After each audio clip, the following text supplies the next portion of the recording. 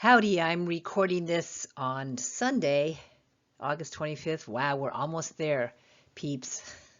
Congrats on that. A lot of hard work on your part for sure. This PowerPoint lecture is just quick and it's kind of just a little bit of a wrap up of what we did, kind of, maybe, not really. It's just some commentary on my part. And so this first slide, children's books as a radical act. I got that from an incredible website from an author illustrator, Maya Gonzalez. And she says this: I believe that creating children's books has the potential to be one of the most radical things you can do. Big words, right?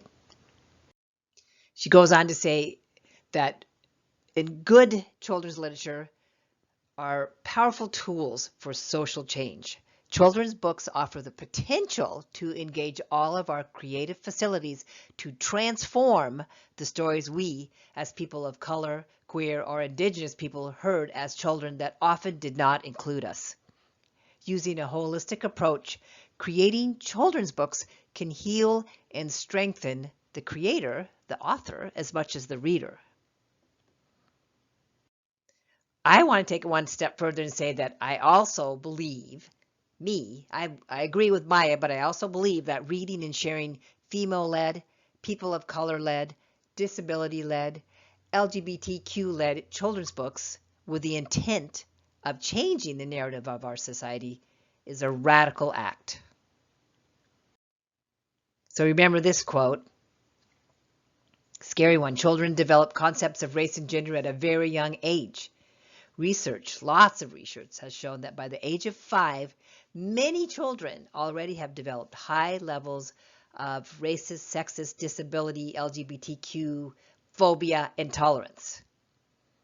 By reaching children in their early years through the use of culturally authentic children's books, we can instill attitudes that foster tolerance and equity for all. So that's a radical act, right? Just by using great books, we can we can undo some of the stuff maybe they have already learned, or we can shape kids to go forward in a way that is more accepting and more embracing of what's around them. That was kind of confusing what I just said, but you know what I mean, is that we can foster tolerance and equality for all, or almost all. So I had shown this slide, but I think I had a 2015 version. I found the latest 2018 diversity in children's books stays pretty similar to the 2015. I think there's a little bit of increase in the Latinx, but that's about it. So look at those statistics, right? All the books published for the year of 2018, or most of the books, this is a big clearinghouse that does these statistics. Look at that. Only 1% of the books were about American Indians, 5% Latinx, 7% Asian Pacific Islanders and Asian Pacific and Asian American. Yeah, and then 10% African American, 27% animals and others, and 50%, ta-da! That's a whole lot of books reflecting only part of our culture. So I'm just reiterating this part too, in kind of a different way, because this is the most current study that I could find, 2017, that shows that male characters still outnumber female characters 3-2. And the gap is even higher with animals. And male characters are still given lots more dominant roles than female characters, and they speak more than female counterparts. There's 5 times as many books with only male characters as with sole female characters. And characters with no gender at all were more likely to be featured than female characters. And the authors were almost twice as likely to be male than female. So what that just is showing, right, is that we are still way underrepresenting females in children's books. But they're out there. The radical children's books are out there that will help save the world. Really, that's what I think, and I'm not kidding. We just have to dig deeper to find those books, right? We've got to just dig a little deeper. Don't just take the popular ones, the ones that are first on the shelf that really help continue racist and sexist and homophobic and ableist thoughts, right? And messages. We got to dig a little deeper. We got to look with that critical eye. We got to discern. We have to look at books and see what those messages are and disrupt those messages that we present to children if necessary. And we all can do that in whatever capacity we work with children, disrupt those racist and sexist, etc. messages. Because I think it's really important. You already know that's how I think, right? I think it's pretty important to change the message. Love this quote.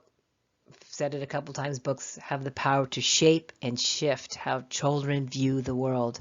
That's so big, right? Because children are our future, how they view the world. Books can do that. Good books, radical books, quality multicultural children's books can do that. I think that's so exciting.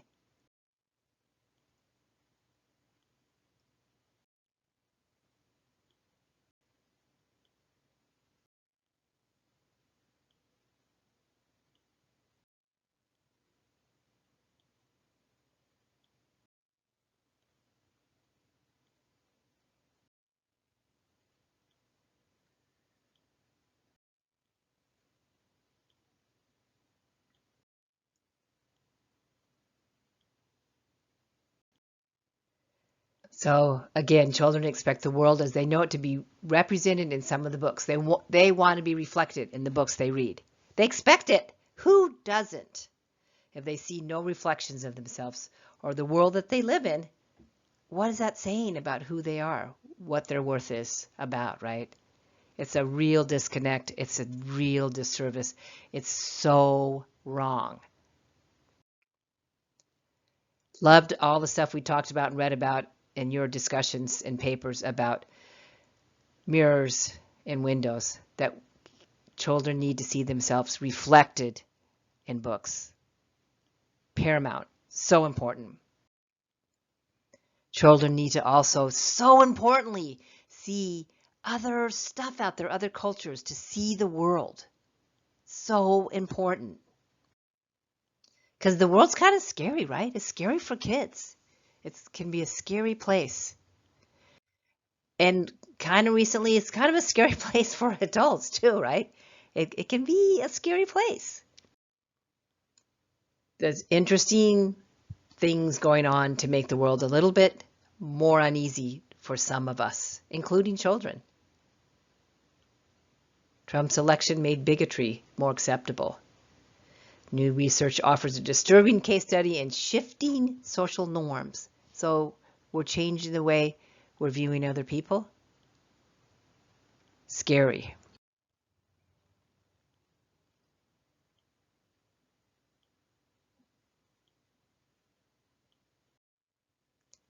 Trump words linked to more hate crime. Some experts think so. Just came across this when I was putting this together from August 7th of this year.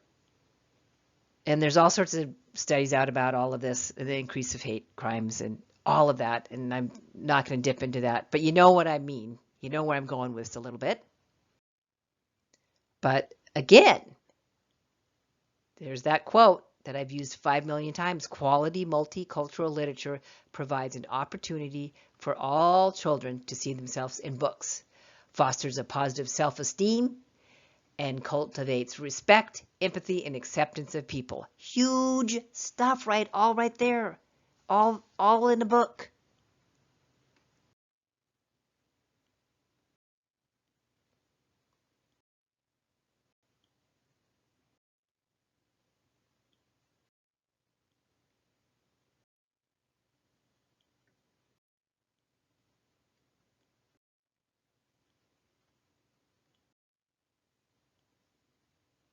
Coming back to this, some things one can see for oneself. Other things depend on the telling of the tale. We realize the importance of our voices only when we are silenced, and we can't let those tales be silenced. Lots of books out there. books that are really important for kids and for adults. I love this. One child, one teacher, one book. One pen can change the world. One book. One children's book. One really good, multicultural, radical children's book can change the world.